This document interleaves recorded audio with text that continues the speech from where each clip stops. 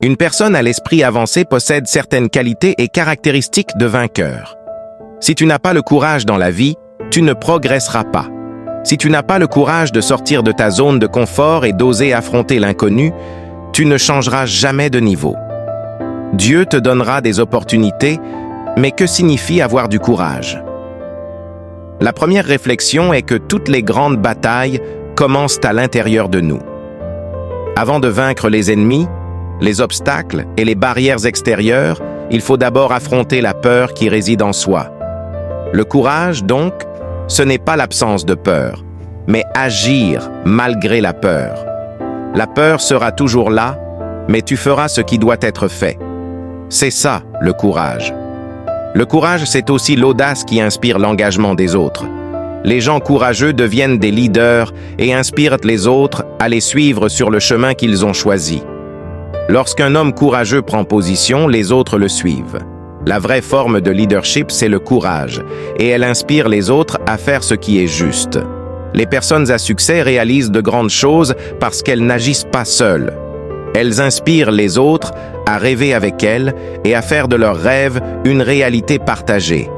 Mais, à notre échelle, nous recevons tous des opportunités. En les acceptant avec courage, nous faisons face à des combats, mais nous inspirons également les autres à se joindre à nous pour réaliser nos rêves et nos ambitions. Peu importe ton âge, tu dois être une personne courageuse. Les gens sans courage ne deviennent jamais entrepreneurs, car entreprendre demande toujours foi et courage. Ta vie progresse à la mesure de ton courage. Si tu cherches la sécurité avant tout, tu fais obstacle à toute entreprise noble. Ceux qui recherchent uniquement la sécurité n'iront jamais loin. Ne crains pas que ta vie touche à sa fin. Crains plutôt qu'elle n'ait jamais véritablement commencé. Un courage guidé par le but de Dieu ne t'offre pas seulement un bon départ, il t'assure une fin extraordinaire. Ironiquement, ceux qui n'ont pas le courage de prendre des risques vivent le même niveau de peur que ceux qui en prennent. Mais la différence réside dans l'objet de leurs inquiétudes. Ceux qui n'osent pas se lancent dans des préoccupations triviales. Puisque tu dois surmonter la peur et le doute, autant le faire pour quelque chose qui en vaut la peine. Tout le monde a peur, même ceux qui ne font jamais rien. Les craintes des uns concernent des banalités, alors que celles des autres portent sur des projets plus ambitieux. Si tu as des talents et des rêves, mais que tu restes passif par manque de courage pour entreprendre, tu risques de rester dans le confort d'un emploi sécurisant au lieu de te lancer dans quelque chose de nouveau. Dieu t'envoie des opportunités. Si le cheval passe devant toi, monte-le. Il existe des moments charnières qui peuvent définir ta destinée. Si tu rates l'opportunité, elle ne se représentera peut-être jamais, ou bien elle mettra longtemps à revenir. Le courage est la première caractéristique d'une personne à l'esprit avancé, capable de surmonter ses peurs et de croire malgré ses doutes. Mais le courage sans discernement est insensé, car chaque décision a des conséquences et influence notre destinée. Le courage te fait avancer, mais le discernement te montre la bonne direction. Pourquoi le discernement est-il si important? D'abord, pour reconnaître la vérité dans chaque situation. C'est le discernement entre le bien et le mal qui garantit que nos décisions ne mèneront pas à des désastres. Ensuite, il nous aide à comprendre la cause des problèmes.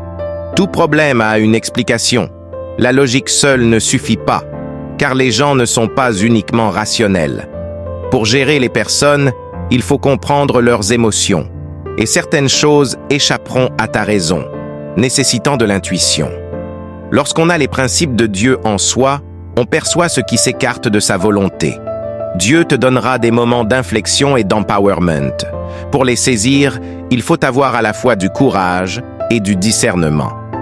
Comment améliorer son discernement? Analyse les succès et échecs du passé, discute avec des aînés, apprends de leurs expériences pour éviter les erreurs. Identifie les leaders que tu admires et étudie leur biographie. Enfin, la troisième qualité indispensable d'un esprit avancé est le focus. Sans focus, la prospérité est impossible, car seul un engagement à long terme mène au succès. La vie est faite de hauts et de bas. Face aux défis, Ceux qui sont concentrés sur leurs objectifs finissent par triompher. Le focus exige des sacrifices, car se concentrer sur une seule chose implique de négliger le reste. Investir du temps et de l'énergie dans son travail est un choix que les personnes à succès savent faire, contrairement à ceux qui s'éparpillent.